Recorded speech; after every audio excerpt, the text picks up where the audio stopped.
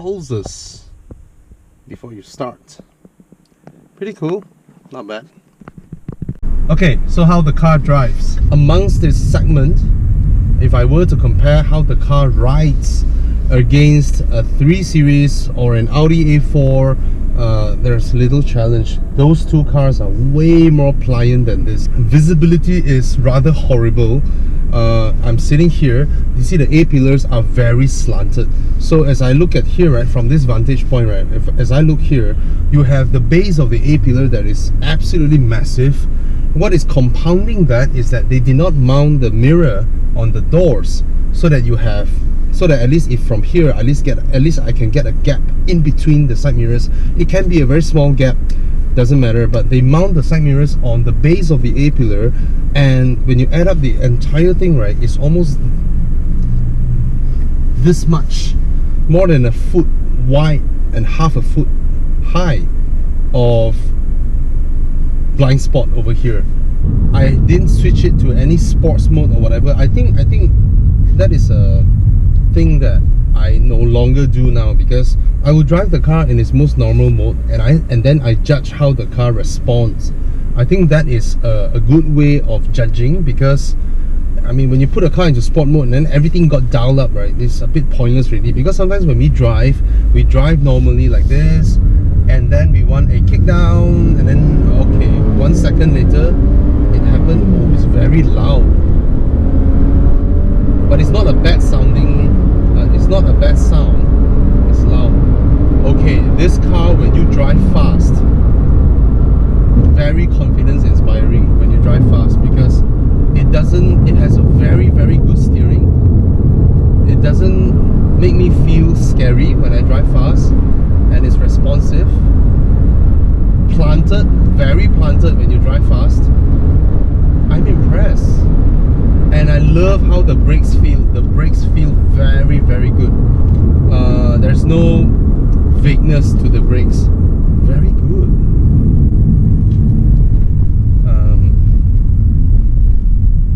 Yeah, the brakes are great. The car, oops,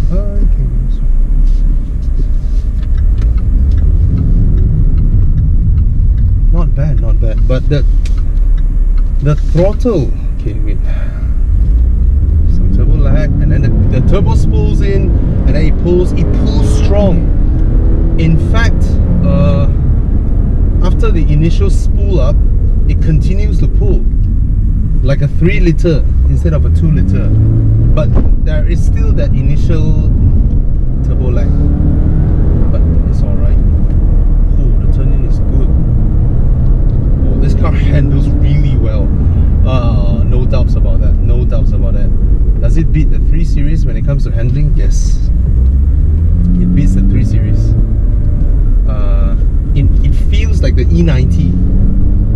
The kind of sharpness, the kind of sure-footedness when you want to throw the car into a bend, even at roads that are not flat, you know, the undulations, right? It holds its line. It's pretty impressive. Okay, when it comes to sporty handling in this segment, I think this car should, yeah, this car certainly takes the cake.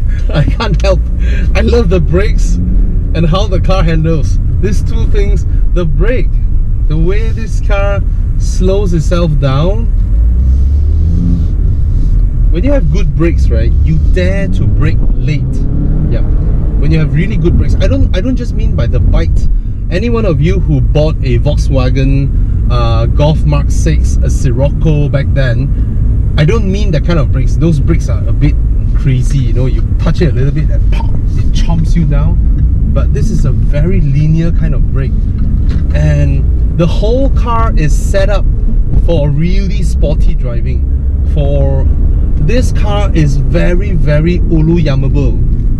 For those of you who are not Malaysians, Ulu Yam is a very popular road where a lot of driving enthusiasts will go there in the weekends, and then some windy mountain roads, you know. Very poor visibility towards the rear. I have a very small area of of vision, and I cannot judge what I'm looking at because it's almost as if I'm just, yeah, the rear visibility is not great either. The sides are alright. I do not, uncle, can I, uncle?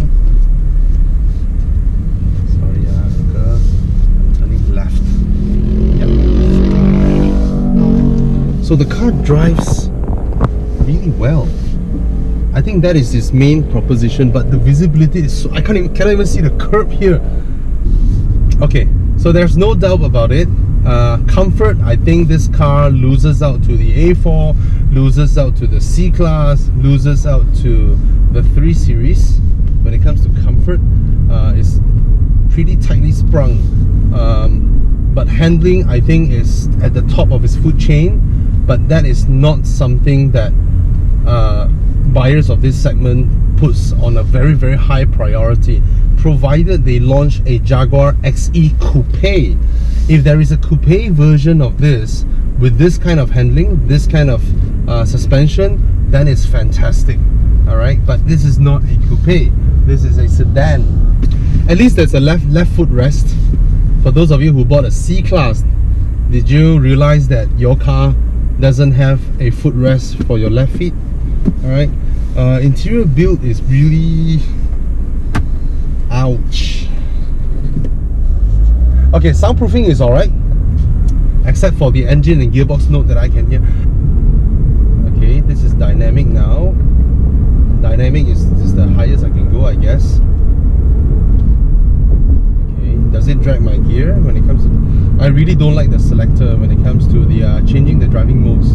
It is a physical button that requires hand-eye coordination. Yes, it is a physical button with no thoughts being put into its implementation.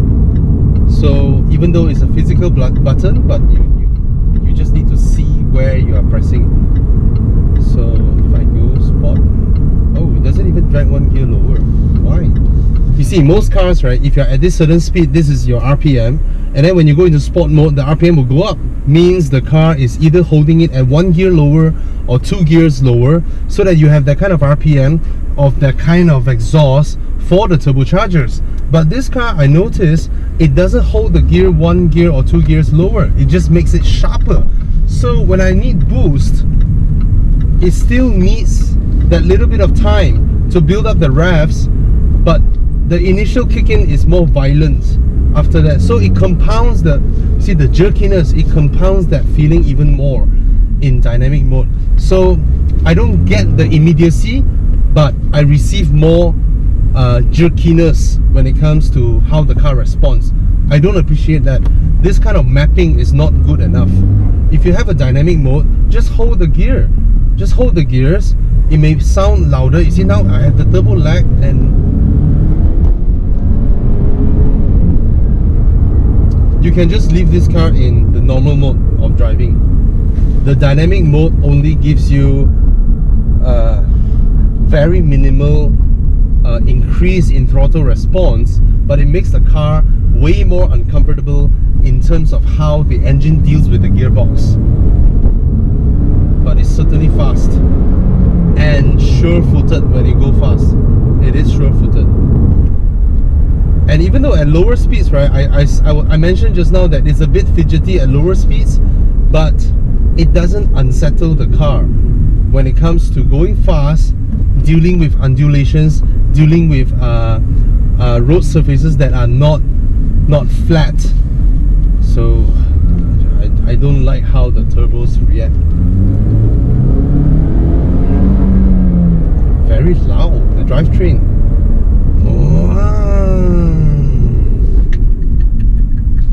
Oh, it doesn't even look at...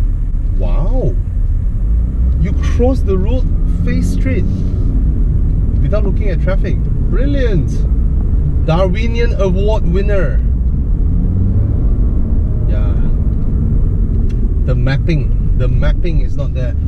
So far, for all these 2-liter turbocharged cars, right, in terms of mapping, right, I think Volvo did the best job in normal mode.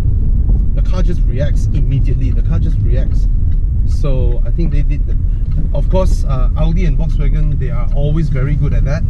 The throttle response of their cars are always on point. So yeah, I like how it drives at high speed.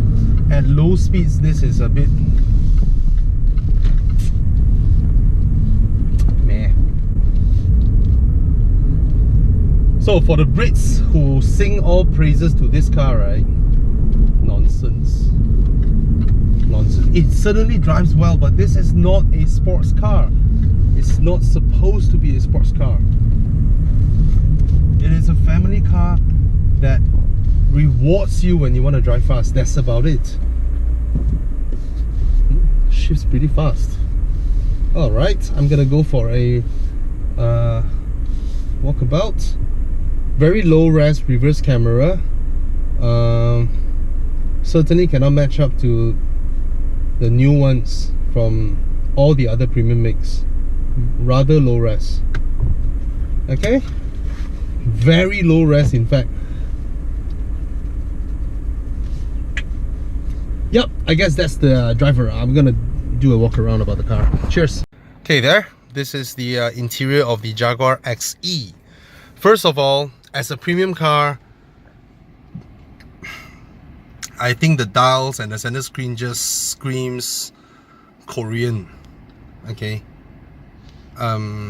It's nowhere near as premium looking as even the very old 3 Series C-Class, and of course the one that arrived recently, the Audi A4, right? That one takes the cake.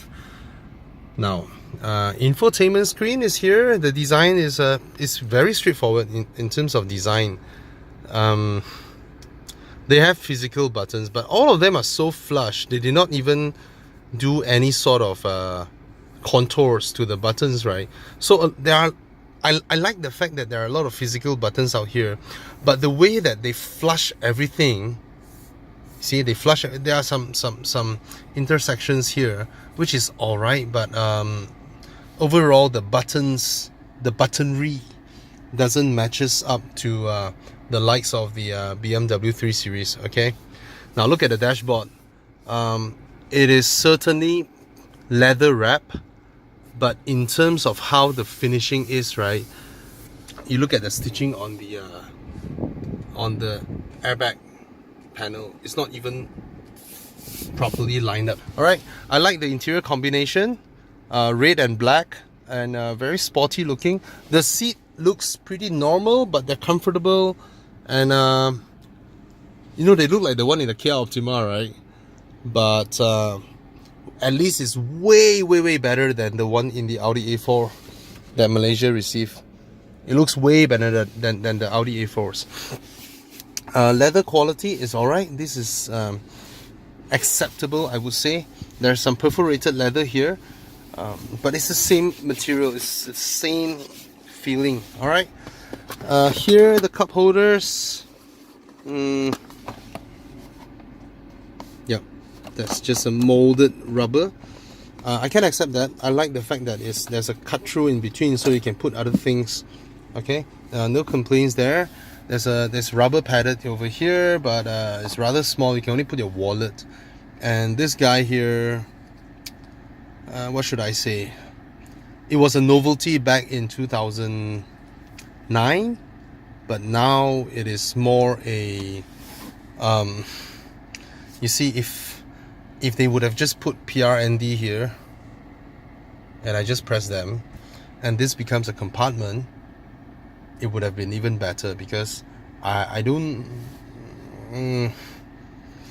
first of all, I cannot put anything on top because this thing will raise or drop. You know, I have to use it as turning. So I rather they just use a lever like that of Mercedes-Benz, or they just put buttons like how, yeah, Aston Martins do. Now, buttonry, look at this. Sorry for my finger, it came off from the voting one.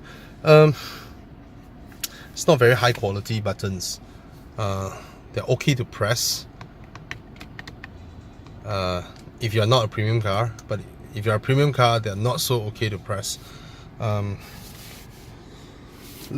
this is just outright cheap looking, very cheap. Even the feel of it is cheap. Okay, this one doesn't turn with the knob, so I appreciate that, but it's not aligned upright. It's a bit slanted, you can see that. So the OCD in me just like, you know. These are okay. Very little adjustments there. You can hear the sound. Yeah. They need to consult their pals in Land Rover how to build a proper interior. Land Rover builds absolutely beautiful interior, solid, you know, feels expensive, but I don't know why Jaguar's interior just couldn't match up to those, you know. This is alright, anodized, oh no, this is satin chrome, pretty good feeling, but I don't know how to put it. Look at the center console.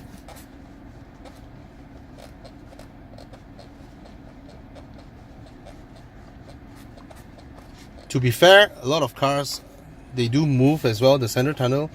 At least this one's center tunnel is better than the one in the F-Pace. The F-Pace really does move. Okay, see, these are all suggestions that, these are things that premium car don't do, you know. They don't do that, premium cars.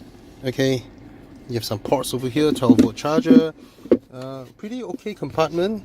I'm surprised it's still sized for CDs. A lot of wasted space here. They could have been a larger, more well integrated one. Okay, you cannot move this at all, so all you can do is just to open it. Even this drops slowly, not very big but usable, nicely covered in felt, pretty alright. There's some sort of wraparound effect here, but you really have to put an effort to notice it, because the way that, see, there are some inlays in there actually. You can see some inlays there. This is actually sort of like an aluminium inlay, but because it's curved downwards, so it doesn't reflect any, it doesn't show itself, you know. So these are all flaws when it comes to designing interiors. There's a nice inlay running all over, but it's folded in like that, and even the Jaguar wood is not facing me, it's facing downwards. So all these suggest immaturity when it comes to designing an interior for premium cars. And it just surprises me, because Jaguar has a very famous name with them, Ian Callum. He's a very famous designer, and he designs beautiful cars, beautiful exteriors, but why does the interior, why is he okay with this interior? I just don't understand that. This is the metal pedal shifter that I mentioned. Right, it feels good, it's metal, but the way it looks, it just looks very aftermarket, like those, like I mentioned just now, Sunway type. All right, how's the infotainment screen? It's it won't win any award, huh? Very straightforward design. Yeah, what does that do? Oh, is it not doing anything? Look at the camera. Okay, I'm surprised with what, you know. Let me show you this. Okay, I'm seeing a very low res camera behind. I'm alright with it because it's a low res camera. But look at the graphics. This is what got me surprised. Look at the back button and this button. These are low res as well. Look at the gear. It's low res as well. Now I exit this screen, I go to the main screen, it's high res. Do you notice that? Look at the gear again. Now I go to camera. It became a low res gear. Why? Why is that so? This shouldn't be part of the camera lens. The camera provides a very low res image. It shouldn't affect your graphics. So what is going on here? Is it some lower res output that was extrapolated up? I don't know. Okay, let's go behind the car and check out the rear. Oh, let's go through the door bins. Door bins are, the quality is, it's like any Japanese or Hondas and all that. Even the speaker grill. I just opened the door and then it goes crazy. Ignition is on, ignition is on. Okay. This two-tier door panel looks sophisticated, but doesn't really help Okay, wow, my god. This is the rear seats of the Jaguar XE. Let's close the doors. Alright, that's my sitting position up front. I have very little headroom. Here I have 4 fingers of knee room. Okay, there is a aircon outlet. That pretty straightforward. There is a huge, absolutely huge center tunnel.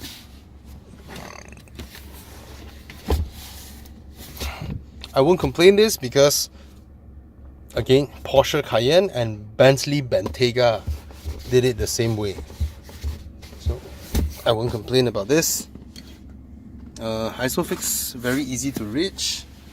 So the rear seats. I haven't even touched the headrest and my head is already lodged. So if my head isn't lodged, I would have a chance to touch the headrest. So I have to slouch down, but when I slouch down, the backrest doesn't match the angle of my back, so I cannot slouch. This backrest, this one, you see this part that is bulging out? It requires me to sit upright so that it matches my back profile, but if I sit upright, my head is lodged on the roof liner and I have to dip my head a bit. So in order to not feel that, I have to slouch, but then after that I slouch, my back, I can tell my back would feel, I would have backache in 10 minutes. This is a very, very poorly designed rear seat. Very. And look at this part. I can't even rest my palms. Let me show you this. See this speaker? See that? Because, I mean, to be comfortable, you need some... Come on, Ian, Callum. Did you just skip this part or what? Is unacceptable. Why? Why do you design something like that? I don't understand. Maybe my hands are long, but I'm not a huge... In Malaysia, maybe, okay, I'm 5'11", but this car was designed by Brits. It's in UK. So what do you put in your cars? Yeah, I think this is where the rear seats actually ruined the car, you know. If it weren't for the rear seats, right, people who are thinking of buying something different would have considered this car, because this car drives so well. But the rear seats are so poorly designed. It's very, very poorly designed. It's a good looking car. Look at it. Look at the exterior. It is rather good looking, the profile. But the rear seats are not good for day-to-day use. And for rear design, I never expect Ian Callum to copy an Audi A5, but it seems everybody did. Oh, power tailgate or spring loaded? Oh, it's power tailgate. Never mind this, because this is a courtesy car. You see, if you're a car maker trying to challenge the establishment, do something they don't do. Look at that. Put a carpet cover over it and then show to your customers and use it as a selling point to say that you guys have attention to detail. But all car makers, a lot of them just don't cover this up. And no idea what's this. There's some hooks over here. This is not a very good spot to put a hook. Why do you put it there? You should have put it somewhere inside a bit, because there's no space here for you to hook anything here. Anyway, Mercedes have a very good one. They have all the... I'm always impressed when I open Mercedes boot because of the things they design inside, okay? There's nothing much worth mentioning. The boot isn't very huge. So, yeah, it's power tailgate. It looks sporty. It certainly is good looking. It is a very handsome car in terms of profile. But when it comes to details of design, it is just about alright, okay? This color looks great as well. And when you drive a Jaguar, you are different, right? You are different. This car certainly looks way more exciting than an Audi A4 I think it's better looking than the C-Class as well. About there with the 3 Series. But the 3 Series is old, so it's unfair. So the fact that we felt this car looks good is because it's new, right? So what tires are these? Dunlop Sport Max. Yeah, let's go back for the drive. And yeah, all these plastics are just about alright. And the door panels look, I don't know how to put it. Okay, you have a powered steering adjustment, something that is very, very rare in this segment, right? Powered steering adjuster. Alright, that's the Jaguar XE. What's my verdict? Drives well, and that's about it. Seriously, it drives well, looks good. Well spec, honestly. The specs are not bad. You have everything you need, but so are Korean cars. A lot of flaws. Yeah. Alright. Signing off. What else? What else you need to ask? Let me know in the comments. And ooh, I got him. Ta-da! Seriously, guys. Like or subscribe or anything lah, huh? Cheers.